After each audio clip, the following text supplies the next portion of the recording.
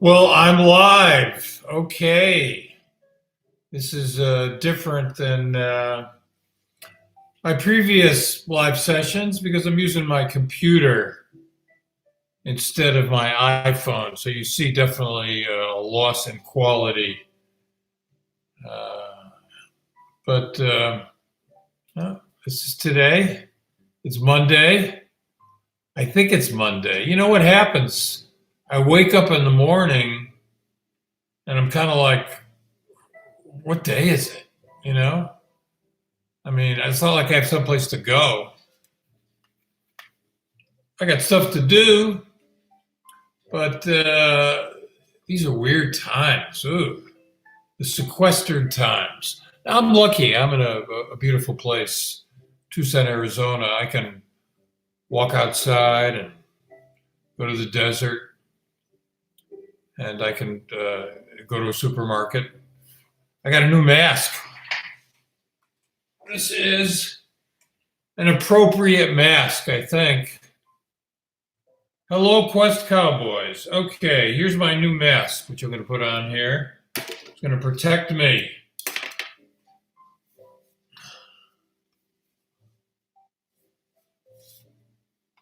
Yeah. So this way, I can protect myself and maybe I can, do a little bank robbing on the side. Are there still banks open? I mean, no one's going to know it's me, right? No one's going to recognize me. I'd have to like change my voice. Uh, I want your money. I don't have a gun though. Let's see. What have I got here I could use for a weapon? I don't know. It is a very sophisticated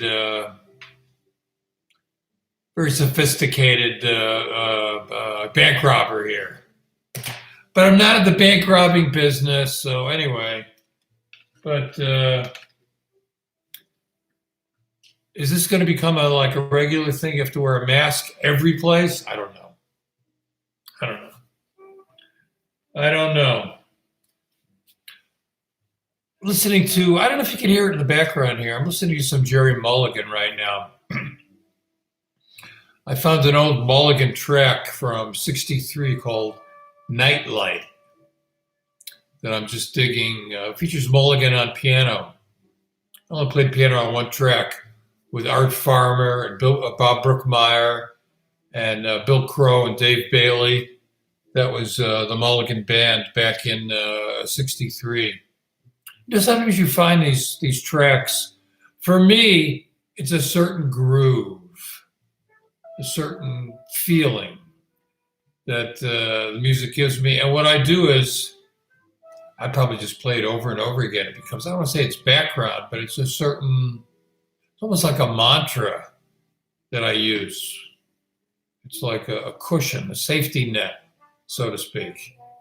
And when I find a track like that, I play it hundreds of times. So Jerry Mulligan. I never saw, I think I saw Jerry Mulligan once. It was a Dizzy Gillespie concert. It ended up on a DVD. It wasn't the greatest concert, but Jerry Mulligan played. And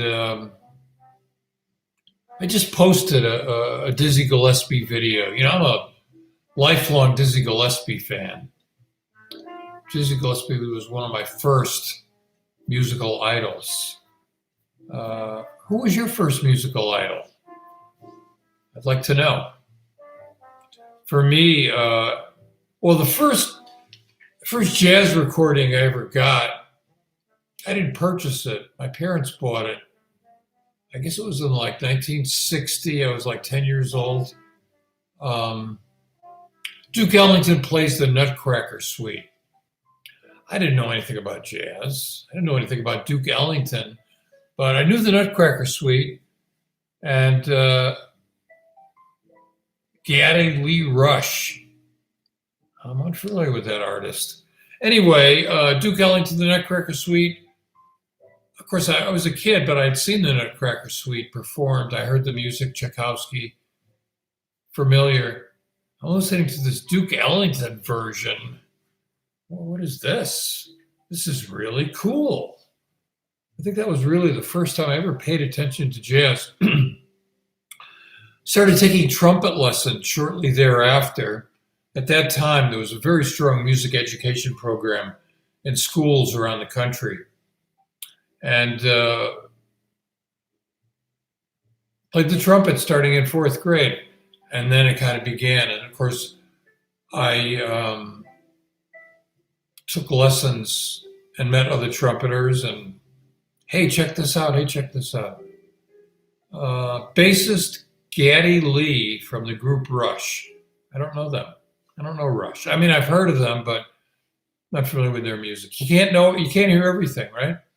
Anyway, so the first 3 recordings I purchased were Dizzy Gillespie live at Newport, 1957, Maynard Ferguson, Message from Birdland, and Lee Morgan, The Sidewinder.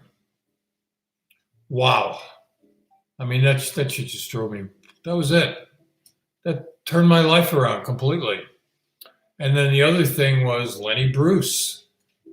Lenny Bruce was a truth teller, funny guy who was unfortunately several decades ahead of his time. The things that Lenny Bruce was arrested for, you can find on cable TV now. Not a big deal, but Lenny Bruce spoke the truth, and he was destroyed because of it. Lenny Bruce was also a big jazz guy too. He used to hang with Philly Joe Jones. So Dizzy and Maynard, as a trumpet player, they were my idols, my early idols. The excitement of Dizzy's big band, that live session at Newport, check that out on YouTube, Dizzy's Blues.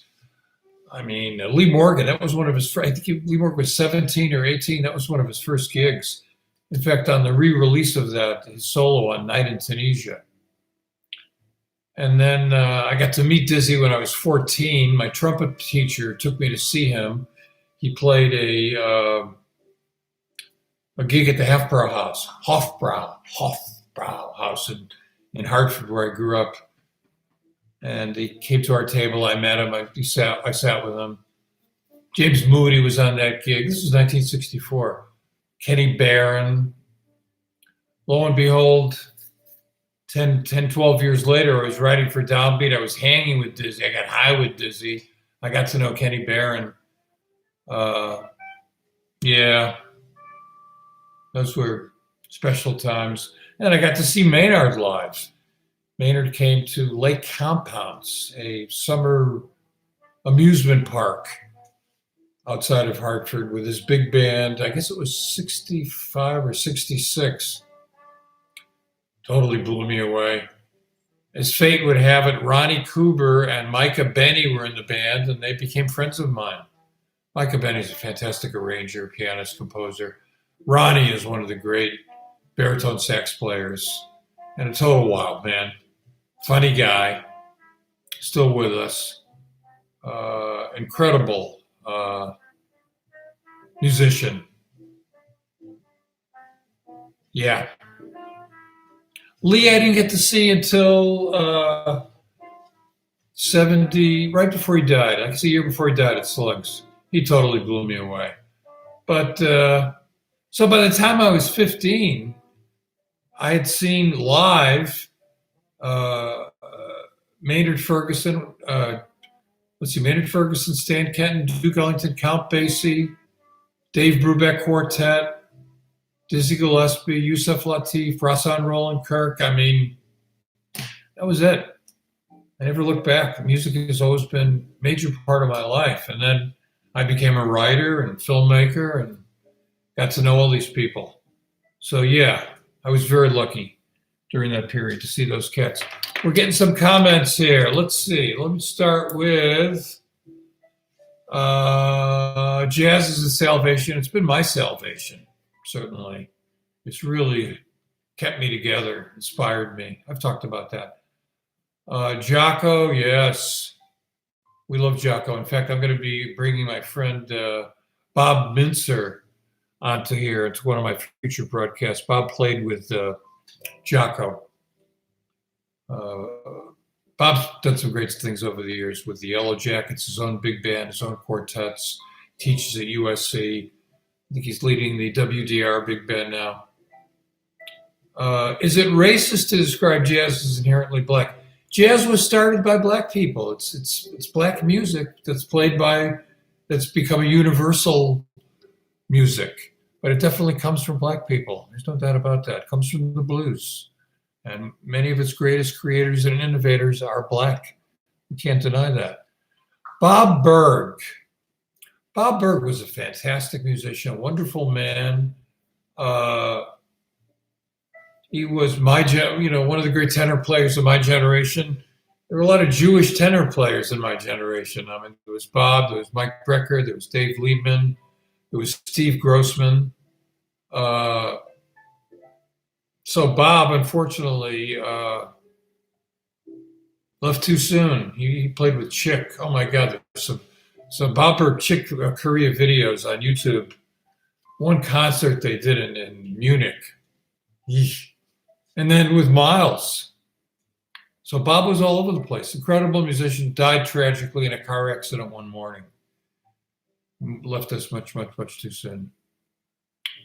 Let's see. I don't have a funny Jaco story, JJ. Maybe you have one, but when Bob Mincer comes, you can talk to him about that. Music is a way to reach higher spiritual consciousness. I think so. Sonny Rollins thinks so. When Sonny Rollins used to practice, that was his form of meditation. That elevated his consciousness. This is my living room, my studio, by the way, in the background here. Liam, what says 2020? I'm not sure what you're recalling. Like anything else, jazz had to start somewhere. What difference does it make? Well, it started in New Orleans. It started in the slaves, the mixing of Yoruba and Creole and everything. It's a melting pot, New Orleans.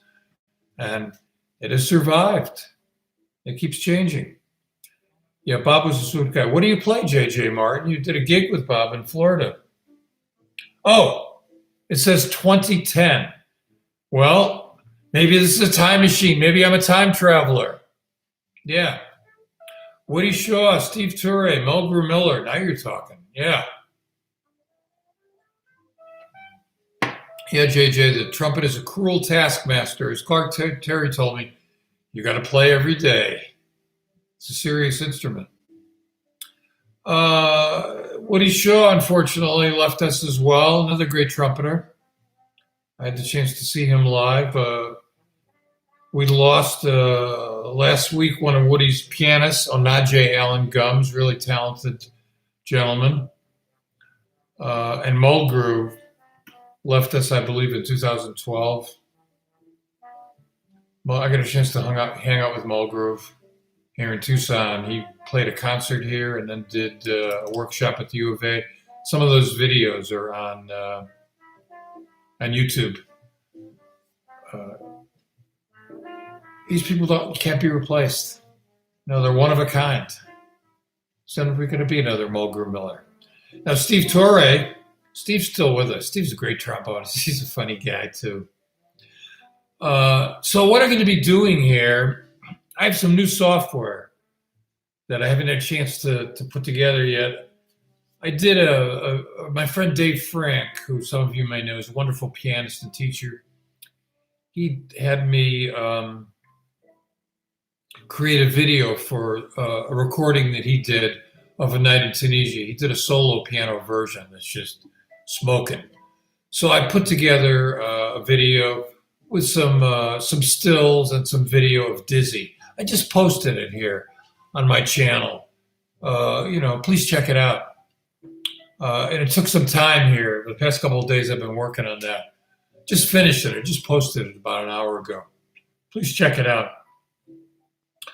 But I have this new software called Ecamm Studio Live that enables me to take these live streams to the next level. What I'm going to be doing is bringing in guests to these live streams.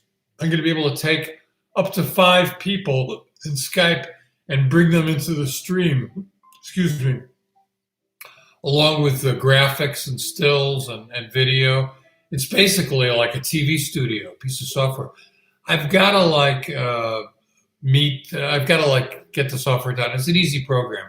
You just got to spend some time, probably, tomorrow, Wednesday. And at that point, I'm going to want to turn this into an interactive talk show. Those of you who are leaving your comments, I'm going to want you to get on Skype with me and make this a truly interactive experience. That's what's coming here. Very excited about that. Because it's one thing, it's nice to chat with you on text, but I'd love to have a group of you here, and we'll have chats and we'll talk about stuff. It's going to be a lot of fun. Let's see here. How can I study and play jazz if I don't have any musicians around, no places where I can listen or play? I play trumpet almost every day alone. I don't have any teachers or people intended. Well, I take from your not acrylic, but your Russian writing that you are somewhere in Russia, perhaps. Well, you're pretty lucky because you have the internet and you have YouTube and you could study all the great music on YouTube. You can study all the musicians. You can interact with other people on Facebook. I don't know if Facebook is allowed in your country. I know in China, unless you have a VPN, which hides your address, you can't use Facebook or YouTube. But still people do. They're able to get around that. I would say just reach out to people. People want to help you. You can actually take lessons. Dave Frank gives lessons, piano lessons. He also gives improvisation lessons. So don't be discouraged if you're by yourself. Use the time to practice, to shed. Use the time to watch your mentors. I mean, I think all of us who study music, we begin by listening, and we have people that we really dig. When I was a trumpeter, I could never, ever get anywhere near them, but Dizzy and Maynard and Lee Morgan were my early idols. And then I got turned into Miles and Clifford Brown.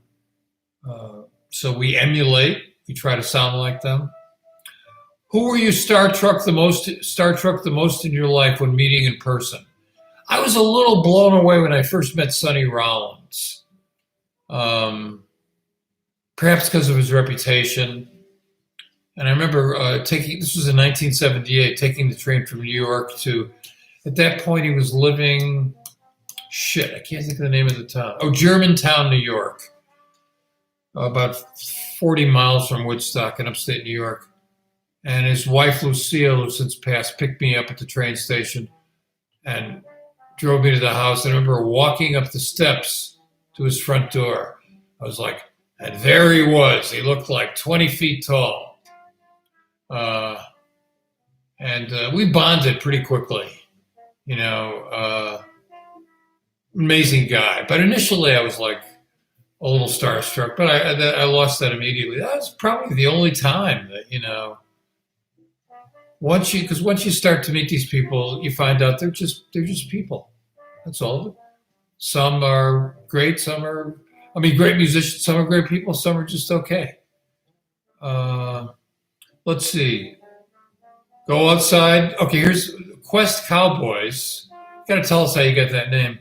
In answer to the question about I'm by myself, he says, go outside where you are and play your trumpet. See who listens. That's interesting. Of course, if you're on a farm someplace, you can play for animals. When are you going to post the times for your lives? Well, the live broadcast is always going to be the same. It's going to be 12 o'clock my time, which is Pacific time, 3 p.m. Eastern time. I guess it's later at night in London and in Europe, and it's in the middle of the night in Japan. And of course, these things will also be available on demand. The impact of Tony Williams and Freddie Hubbard. Well, Tony Williams, blew everybody's mind when he got with Miles. I mean, he was 17 and he was already a finished, developed musician. Just, wow. I'm not a drummer. I can't speak specifically about his contributions, but he opened up everyone's ears, and he was part of the whole fusion thing. I think for me, I never got to see Tony with Miles, but the first time I saw Tony, he had a group after he left Miles called the Tony Williams Lifetime. I guess this was in 70, 71. I guess it was 70. The group was John McLaughlin on guitar and Larry Young on organ. And they played at a club, a now defunct club on 70th Street called Ungano's, where I also saw Captain Beefheart live. That's another story. So Tony Williams and Lifetime, the loudest thing I ever heard in a club. I had seen Cream live in their American debut at the Cafe Au Go-Go. I guess it was the summer of '68. That kind of blew me away. That was very, very loud. But Tony Williams, God, that was so fucking loud. And he was always loud. I saw him at Birdland with Mulgrew in the late 90s, and also just super, super loud. And I don't like it when it's too loud. I like to be able to hear everything. Let's see. Where are we in the questions? JC, well, thanks. I'm glad the Mulgrew Miller videos inspired you. That's a beautiful thing. Skype, pick and stone. That's how I still study with my mentor. Yeah, I mean, you could use Skype. You can use another video app called WhatsApp that people use. It's possible to study.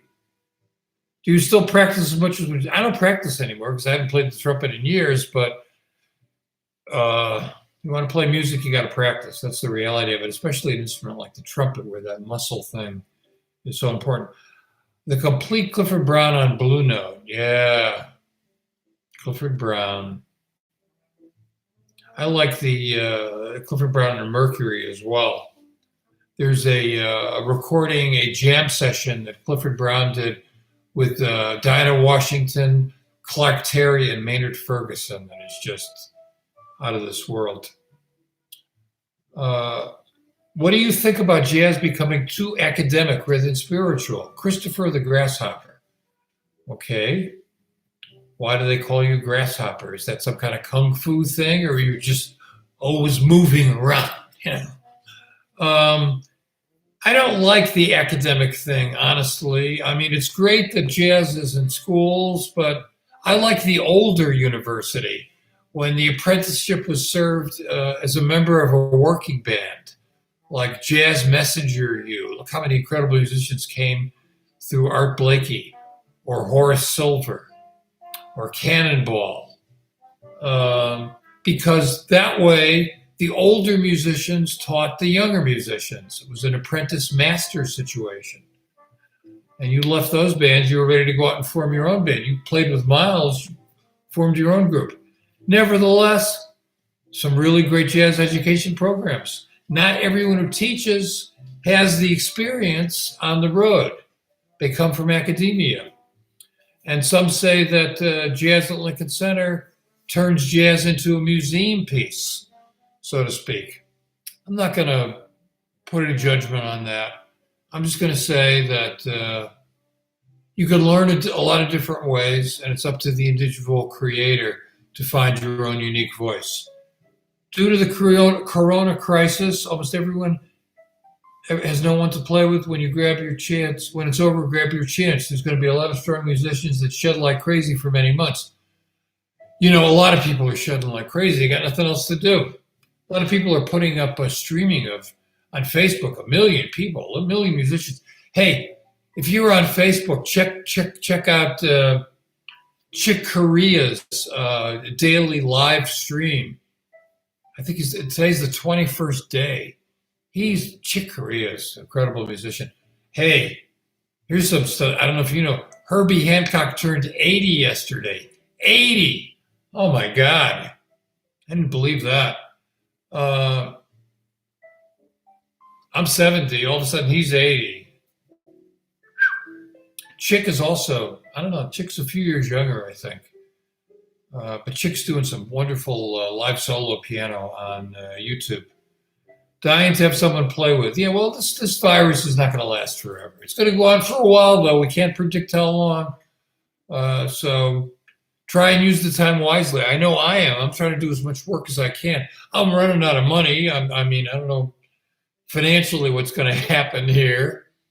I wish I had saved more money when I was a kid. I didn't save. I'm a freelance writer, filmmaker.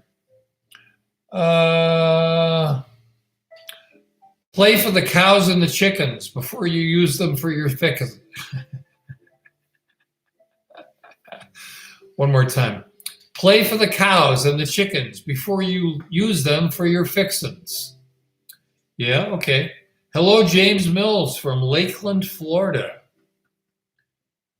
But I might scare them off. Yeah, you got to watch out. I've seen some fun. Somebody put up a video of playing some jazz out in a cow pasture. The cow seems to dig it. What days are the lives going to be? The live thing is going to be every day, Monday to Friday. Can you explain how to study jazz improvisation? Why don't you drop me an email, jazzvideoguy at gmail.com, and I will hook you up with my friend Dave Frank. Okay, the grasshopper. They call me grasshopper because I like to smoke grass. Okay. Warning to you marijuana smokers. Be careful with the coronavirus if you're smoking. If you like marijuana, if you're a cannabis enthusiast like I am, I highly recommend you switch to edibles during this crisis. It takes away the smoking thing. I also like the effect of edibles. I don't recommend taking drugs, don't get me wrong. I advocate the legalization of marijuana, certainly. But I don't say that you need drugs to relax or be stimulated. I just happen to like it. And I am a 52-year enthusiast, and it hasn't ruined my life, and it didn't make me sick. But I don't suggest you do it, okay? Up to the individual. I play the piano, but I wish up the trumpet. Bill Brown says, I play the piano, but I wish I took up the trumpet because I blow. Okay? Brett, when you have a chance, subscribe to my YouTube page. I have tons of videos. Okay. JJ Martin. JJ, let us know what your URL is, please. Terrence Blanchard. Another great trumpeter who composed the music for Malcolm X soundtrack. It's good, but the playing for the recording is pretty standard. I wish people played it with more passion. I got a chance to, I was writing for Jazz Times when Malcolm X, the movie, came out. I got a chance to interview Spike Lee and Terrence Blanchard for that. And I was present at a trumpet audition, so to speak. Once again, late 70s. It was at a now defunct club in New York called The Bottom Line. Art Blakey and Jazz Messengers, and the band was the band with Wynton Marsalis and my dear friend Bobby Watson, and the great Bill Pierce on tenor. I forget the pianist. I think Charles Fambro was on bass, and some additional trumpeters showed up that night. Wynton was leaving, and the two trumpeters that showed up were Terrence Blanchard and Wallace Roney. So there were three trumpeters kind of vying for our attention that night. They all played great. I thought that night Terrence Blanchard sounded the best, and as the fate would have it, he got the gig, and then I think Wallace Roney got the gig after that. So I love Terrence Blanchard's playing. Excellent. Herbie's still doing it. Herbie's still performing. Herbie runs the Thelonious Monk Jazz Institute now. I haven't seen Herbie in person in a while, but my friend Jason Miles hooked me up with a tape that he did of Herbie live um, last year. Sounds great. Herbie's always been great. Herbie's had a lot of bands, a lot of great bands over the years. A lot of great recordings. I listen to Herbie a lot. I've had a chance to interview with him. I've never chanted with him. I used to be a Buddhist. I once chanted with Wayne Shorter. I keep going back to my past. I've had such a colorful past. In 1978, they had that band. Herbie had that band VSOP. It was Herbie and Wayne Shorter, Freddie Hubbard, Ron Carter, and Tony Williams, and they played at the first New York gig was at Avery Fisher Hall. And my dear friend Walter Bishop took me backstage, and I ended up hanging out with them before the gig and chanting. Doing some chanting with Wayne Shorter, but I've never chanted. Herbie and Wayne are still both Buddhist, Nichiren and Choshu Buddhism. In fact, I think I hear Herbie's chanting in his playing and his improvisation. Someday I'll do a comparison so you can see that. So I'm going to be having a lot of people on here once I get this software hooked up. I'm going to have all my friends and a lot of people, and we'll see how this works out. I don't know where it's going to go. I'm just going to do it because I like doing it, and I think those are usually the things that work out best in this life. When you do stuff that you feel strongly about that you really want to do. I mean, my email address is jazzvideoguy@gmail.com. I mean, that's why I started writing about jazz, because I love the music. Ended up being a gig, and the same thing with my videos. I started doing the videos because I love the music. Quest Cowboy says, I like Jacko, but I couldn't listen to him for long periods of time because he's so busy most of the time. I couldn't keep up with him mentally. One man's meat is another man's poison. Or as I like to say, one man's Albert Eiler is another's Kenny G. I got to hear Jocko live with Weather Report in mid-'70s at the Beacon Theater in New York. What a performer. I mean, what a master of the bass. Luckily, we have a lot of videos. I have some videos of Jocko on my channel here, some stuff with Toots Thielman, wonderful person and harmonicant. Let's see. Caravan on Monkey Jungle. Duke, Max, and Mingus. My favorite recording all time. Duke during Monk, doing Duke. What do you think? Oh, Monkey Jungle's great. You know, that recording didn't almost happen because when they got in the studio, Mingus is a very volatile personality, to say the least. Max was in a way, but Mingus really did it. I'll tell a brief Mingus story in a second, but that session, Money Jungle, I call it Monkey Jungle, Money Jungle, they played a bit, and then Mingus got up and he left. And Mingus, Duke Ellington walked out and went into the ante room and, made nice with Mingus, got up to come back, and they finished the session. But I was once at a rehearsal. This was when the Newport Jazz Festival first started to come to New York. Once again, 70s. It was a golden area in my life in music. So Mingus, I'm trying to think of it was a club on 58th Street. Rigmore Newman, who was married to Joe Newman, ran it. I can't think of the fucking name. Anyway, there was a Mingus rehearsal there, and there was some guy there who was taking pictures and stuff, and he was like bothering Mingus. Mingus couldn't concentrate. So Mingus stopped the music. He screamed at the guy, and he said, "Why don't we go outside so I can kick your ass like a man?" Silence in the place. The guy stopped taking pictures. The rehearsal continued. Mingus was a volatile musician, but wow, that music. Love Minkus. Did Albert Eiler really die by the train tracks? I don't know. I don't know if that's true or not. It was a documentary that Albert did, that someone did about Albert Eiler. I saw it in 2007. I don't know if anything ever happened to it. I never got to see Albert Eiler live, but he took a lot of flack. He was really out there. Those really screaming avant-garde guys. They met with a lot of opposition. Jaco, you wish Jaco played with Parliament Funkadelic. Hey, that would have been interesting.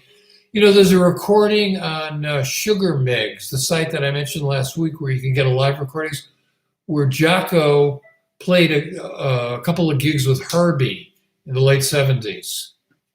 And there you could find them.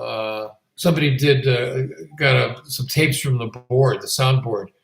They were in Illinois with Benny Maupin and I forget who the rest of the band was. And Jaco was playing bass with Herbie. That was really, really good. Let's see. Virus robs people. Oh, it's horrible what's happening with this virus. Wynton Marsalis, his music is good, but I don't go back to it. You know, I'm the kind of guy, it's kind of similar with movies with me. I can sit down and watch just about any movie once and get something out of it, be entertained maybe, or see something interesting. But unless it really speaks to me, I don't go back to it. And it doesn't leave me anything to think about, whatever. And it's the same thing with Wynton Marsalis's music. I respect it. I respect what he's done, but I just do not go back to his music. I do not go back to his trumpet playing. It just does not grab me. It does not have that emotional effect that Lee Morgan or Freddie Hubbard or Woody Shaw or Roy Hargrove does, or John Faddis. But props to Wynton Marsalis for what he's done. And I know his brother Branford a little bit, and his trombone playing brother Delfio. I've never really hung with Wynton, but go for it. Bad connection in Ghana today. I'm sorry. The internet is kind of unreliable.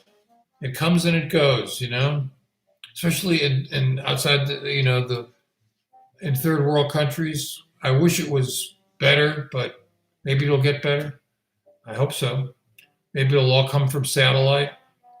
Who knows? I remember we did it. I remember the internet when it first started with dial-up. There was no, in '94, when I first got on the web, there was no video, there was no audio, just text and pictures. Wow.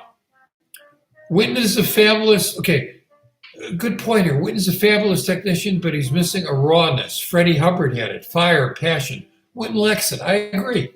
I totally agree. Love the video of Al Jarreau singing Shiny Stockings. Yeah, I loved Al Jarreau. Remember when he first arrived, Look to the Rainbow. Oh, sometimes you hear stuff that just jumps out at you. Al Jarreau was like that. Wonderful. Let's see. Have you ever ran into Pano Nika? Oh, you mean Nika von Koenigsmark, the Rothschild? Yes, I remember Nika in her final days. In her Rolls Royce. She was an elderly woman at that point. But she befriended a lot of musicians. And she let Monk spend his final days in her home in Weehawken, New Jersey, over the river. And Barry Harris still lives in that house. I don't know if she left it to him, but she was a wonderful supporter of the music. And she helped Monk. And their relationship wasn't a romantic one. She was just a supporter and a mentor. So I hope things improve in Ghana, and I hope you can join me for one of our live chats, which are going to be coming up here.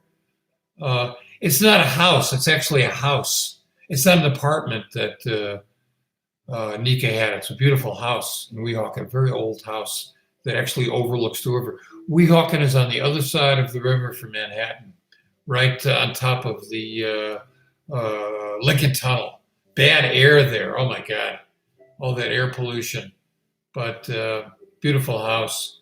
And Barry is still with us. Barry played on one of the first recordings that I dug, The Sidewinder. And then he went on he's always been a teacher. He went on to have the jazz, what was it called? Not jazz, it was on 8th Avenue and 28th Street. Oh, I forget the name of that place. But he taught a lot of people. He still does. He's one of the great teachers, Barry Harris. And wonderful man. Another bebopper from Detroit who heard Charlie Parker, and that was it. Do you know another great film?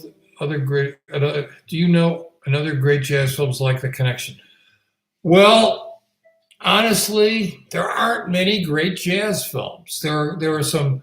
I'm talking about fiction. I'm talking about dramatic films. There's some great documentaries. The Stanley Nelson documentary "Birth of the Cool," which was just on PBS. I think it's on Netflix now. It is a wonderful documentary. There was a Lee Morgan documentary a few years ago. They call him Morgan. I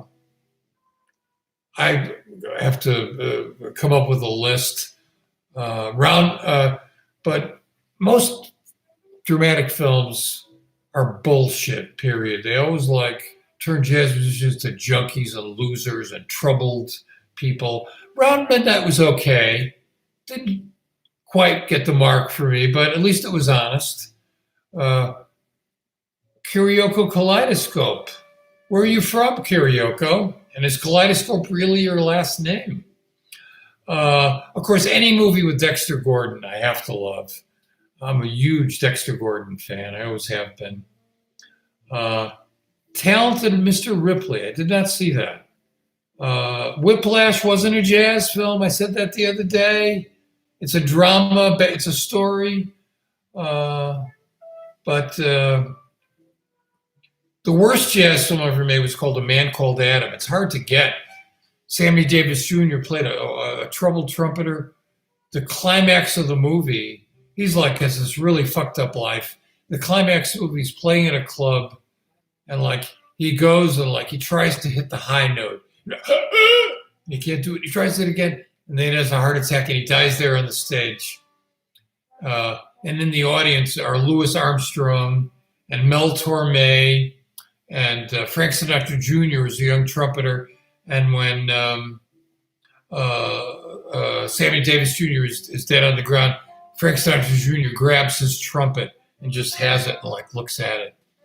And Nat Adderley did the music. The music was great. Kai Winding played on it, but every fucking cliche in the book. Oh my God. And there is a great episode of the program Route 66. It was broadcast in 1961. You could find it on the website Daily Motion.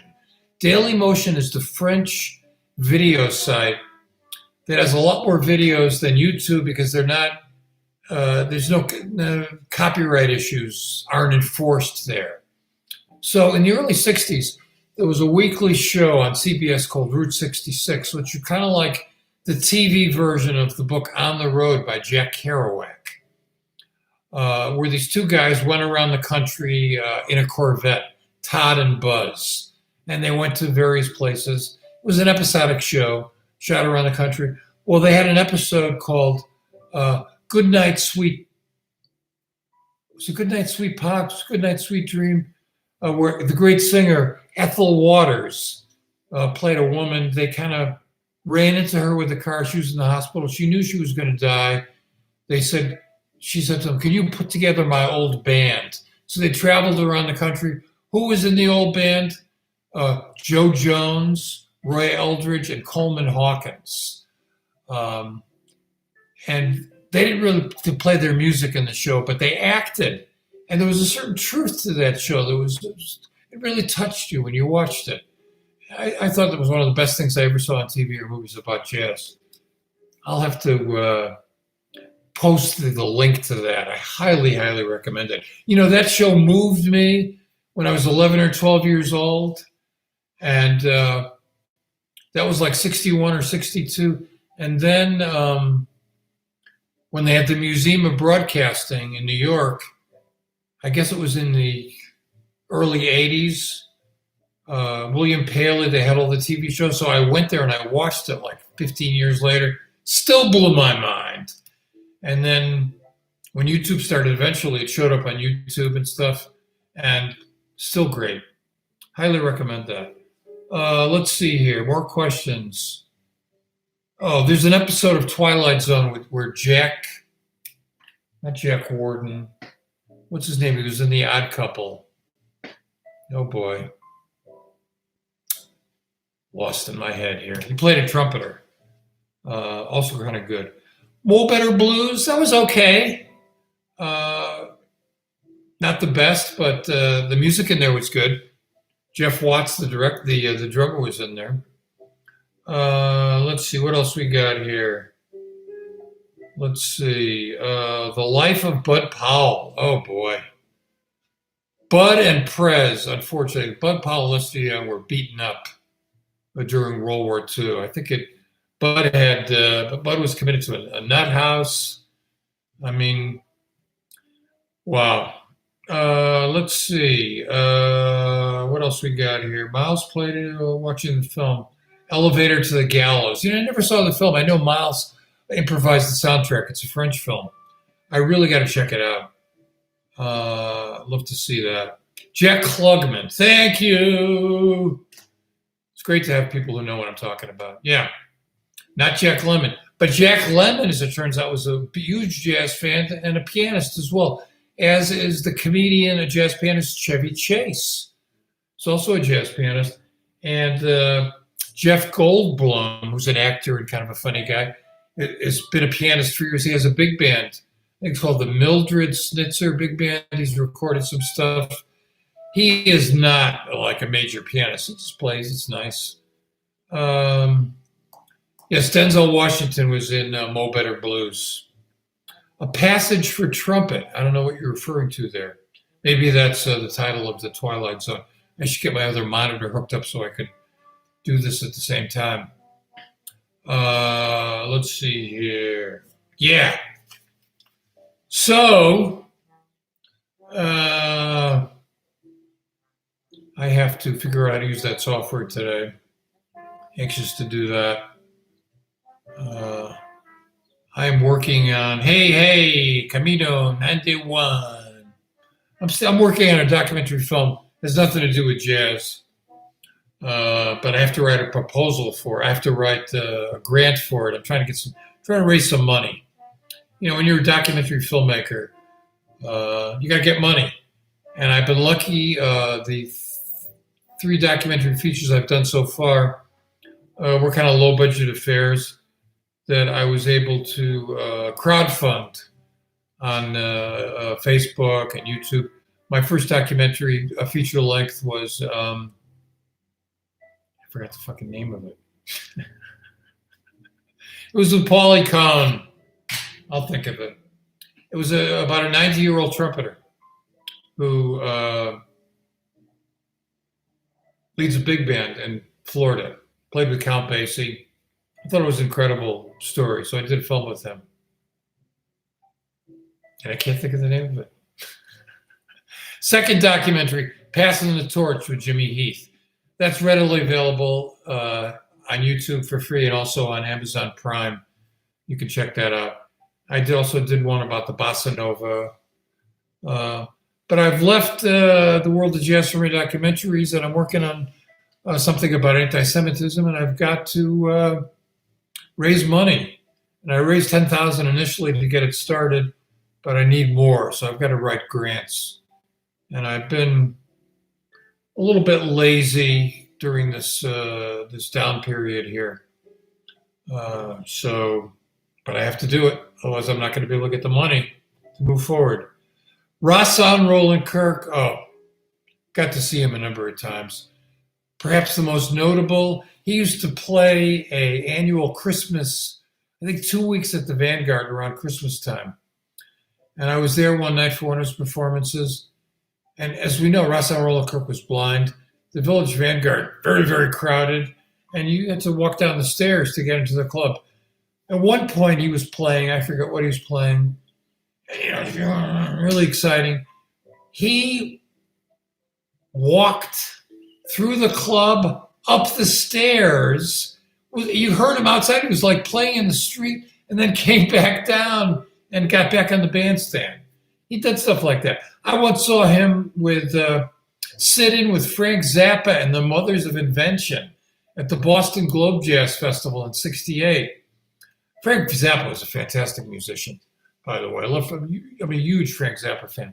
Anyway, Rahsaan got on the stage, started playing. Rahsaan like laid down and like played, laying down. And Zappa and the Mothers, they laid down as well. They were all playing on their backs. Ras Al Rolla Kirk, fantastic, dramatic, wonderful performer, certainly. I don't know anything about Mr. Rogers' Neighborhood. I never watched that. I use for DSL, for shooting video, I use my DSLR, sometimes with an iPhone. That seems to work pretty good. Let's see. I'm a musician, not fun hanging out with jazz musicians anymore. Why is that, Bro Air? Who are you hanging out with and where are you hanging out? Mr. Pickenstone, you watched it and made me cry. I'm not sure what you're referring to. Tony Royster Jr. That sounds really familiar, but I don't know the name. This video, I know, I made a mistake. Excuse me. But maybe this is from 2010. Maybe I'm a time traveler. Do you believe in time travel? I don't know. The history of Latin jazz. Oh, yeah, I love Latin jazz. I've had a chance to spend some time with Paquito. Let me turn you on to one of my favorite Latin jazz recordings. Many people don't know about it. I don't even know if it's out on CD. You can find that on YouTube. It's called Ray Barretto, The Other Road, that has Billy Cobham on drums. Check that out. Fantastic recording. Oh, yes, I've seen Ron. I spent some time with Ron. I've hung out with Ron. Thank you for your pick and stone, for the nice comment about Jimmy Heath. Jimmy Heath's one of the greatest people I've ever known. I'm so glad I used to do that. Hiram Bullock used to climb things while recording until he fell down and broke something. Yeah, Hiram had some substance abuse issues, but fantastic musician. I guess some of you know the program that Dave Sanborn did in the 80s called Night Music, where he had like a house band in there with Mulgrew Miller and Hiram Bullock. I think Omar Hakim was the drummer. And they would bring in guests. Miles came on there, and Sonny Rollins. One of the producers of the show is a guy named Hal Wilner, who just passed away this past week. He helped produce that show. He was a guy who could bring together musicians in different settings, and he also did the same thing on Saturday Night Live. Now, the Miles movie, I recommend the documentary. The thing that came out a couple of years ago that Don Cheadle did, forget it.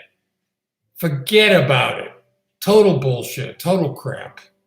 I mean, yeah, Miles was complicated. He was an abusive personality, but he was more than that. We're more than that. We're complicated people. We got to remember the people who admire some of them, they're just human. Some of them are troubled. But let's focus on the music. You can watch my Jimmy Smith video. I had a weird experience with him. Let's see here. Columbo Etude in Black has a great trumpet solo. Geez, I don't know that. I'm not sure I saw that. Is that the Columbo with John Cassavetes as the orchestra leader?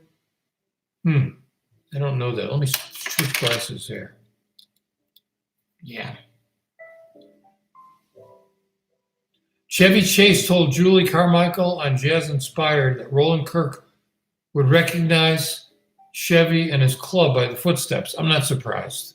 I'm not surprised by that. Chevy Chase is a big jazz fan. I once wrote some jokes that Chevy Chase delivered. I've done some joke writing in my time. That's another story. Hey, Jerry Gonzalez passed away recently. His brother Andy passed away last year. The Fort Apache Band. They were a couple of really superb musicians, the Gonzalez brothers. Now, John Cassavetes, one of my favorite filmmakers, also one of the first independent filmmakers.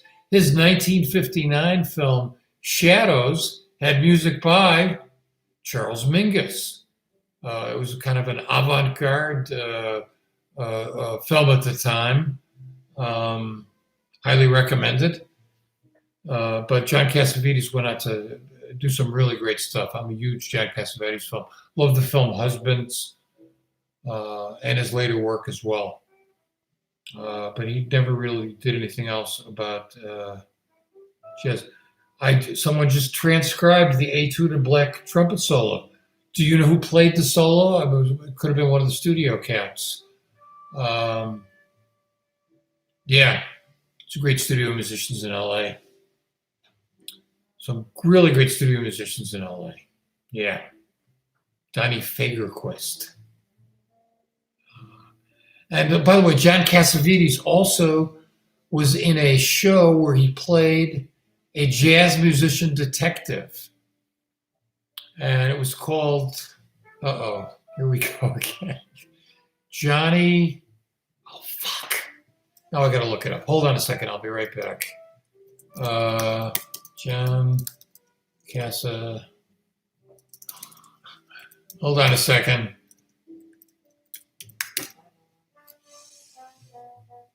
Johnny Staccato. Yeah. So that show, Johnny Staccato, it ran for a season or two. I think it was in 58, 59. He actually used the money that he got from that show to finance Shadows. So he would work at this jazz club, and then he was a detective. He was a pianist. And John Williams played the pianist on the show. John Williams, who went up to do Star Wars. He was an LA studio player. And Red Norvo, I think, was on there. And Conti Candoli, Richie Kamuka, really interesting. There's some great music on that show. Because Peter Gunn was a very popular detective show that used jazz. Henry Mancini did the music for it. So John Cassavetes, Johnny Staccato was a result of that. Highly recommend that show. Bill, do you know or ever heard Bill Crow? Yeah, Bill Crow, great bassist. He's on Facebook. He's still with us. In fact, this thing in the background here, which I can't play too loud because I'm worried Facebook's going to take me off. I mean, YouTube is going to take me off. Got to be very careful on these live chats about music. So that's Bill Crow in the background here. But I'm going to be doing more stuff here. I'm going to try to bring in some music. We'll see what happens. I'd like to be able to talk about music and play it. We'll see. We'll see how that goes. That was the last breath of the era of jazz. I don't know what you mean by that. 1959 was like a golden year in jazz. Some say a turning point. But 1969 was a turning point too. I mean, who could have ever predicted In a Silent Way? Bitches Brew, Weather Report, all the stuff it was magic. Return to Forever. Well, it's been fun. I'll be back tomorrow, hopefully with some new software and new possibilities. And I'm looking for your participation as well. It's going to be fun to actually see your faces and have you do that. So if you haven't got Skype, get it. Let's hope that we can hang together here, live through this fucking nightmare. I wake up every day. Is it over yet? But I'm very lucky. Something incredible happened to me. I'll share with you. I've been divorced for about a year and a half. And a couple of weeks before this whole thing began, I met this woman. And we started a relationship. We got really close. And I've been with her, hanging with her during this crisis. So I got lucky. I'm very happy about that. It's good to have someone, especially at a time like this. Please take care.